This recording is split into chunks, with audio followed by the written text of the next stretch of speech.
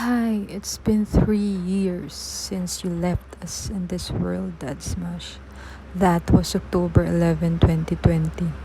Grabe, sobrang nakakabigla talaga. Yung napakalakas mong umalis sa bahay, then all of a sudden, may kakatok sa pintuan at sasabihin na wala ka na. 3 taon na nga palang nakakalipas, pero when I think about it, parang it just happened lang yesterday. It was very, very hard on my part dahil laging ikaw yung sumasalo sa mga bagay na di ko kayang gawin.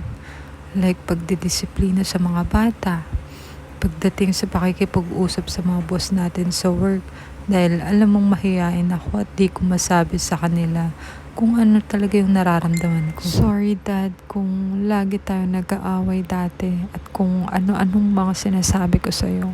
Sana patawarin mo ako kung ano man yung mga pagkakamali ko sa'yo. I love you so much at kahit na kailan hindi yun mababago. I miss you. Sabi nila in time makaka-move on ka din. Pero for me, there's no such thing as moving on. Especially kung dalawang tao yung nawala sa buhay mo. Ang asawa mo at yung mahal na mahal mong anak. You just have to deal with the pain and heartbreak. People would always tell me, Ina, you're very, very strong kasi nakayanan mo. Pero do I have choice not to be strong? I have 2 kids with me. Kahit na kailan siguro, kahit napakadaming achievements na matanggap ko, sobrang di na kompleto yung saya ko dahil wala na kayo ni Yumi. Alam mo ba, Dad? Nung nag-aagaw buhay si Yumi sa ospital para akong mababaliw noon. Lagi kong sinasabi, bakit sinunod si Yumi after 4.5 months na nawala ka? It was so sudden. Ang lakas-lakas niya. Pero bakit biglang nanghina nung nasa ospital na siya? Pero, hi Lord, sige lang.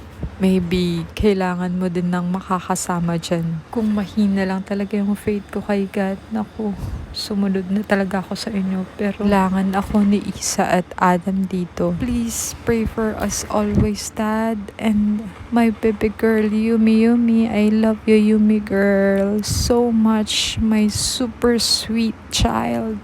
Namimiss ko na natawagin mo akong Mommy Ina Best. I love you, anak. Please take care of Yumi dyan sa taas, Dad. Because I am taking care of our 2 children here. Ay, pag minsan mag-isa ako, iisip ko talaga, napakamalas ko sa buhay. Pero that's the reality of life eh. Lahat naman tayo mawawala dito sa mundo. Ika nga nila, una-unahan lang yan. Kaya nga tama yung sinasabi nila na habang nandyan pa yung mga mahal natin sa buhay, ipakita natin kung gaano natin sila kamahal and spend time with them. Di natin sabihin, I love you, I miss you, dahil di natin alam kung hanggang kailan tayo dito sa mundo. Napakaiksi lang talaga ng buhay natin. Piliin nating maging masaya at maging mabuti. I hope na na-inspire ko po kayo sa kwento ng buhay ko. Please hug and kiss your loved ones for me, guys, before it's too late. Sasayang mga araw nakasama kita.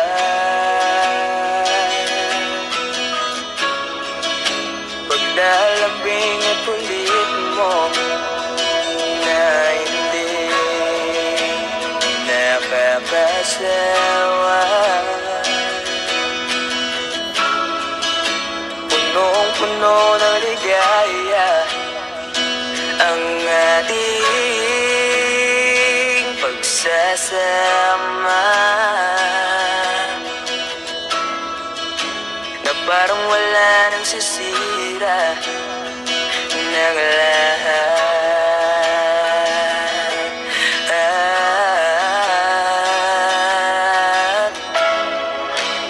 Bakit ba dumating ang oras na ito?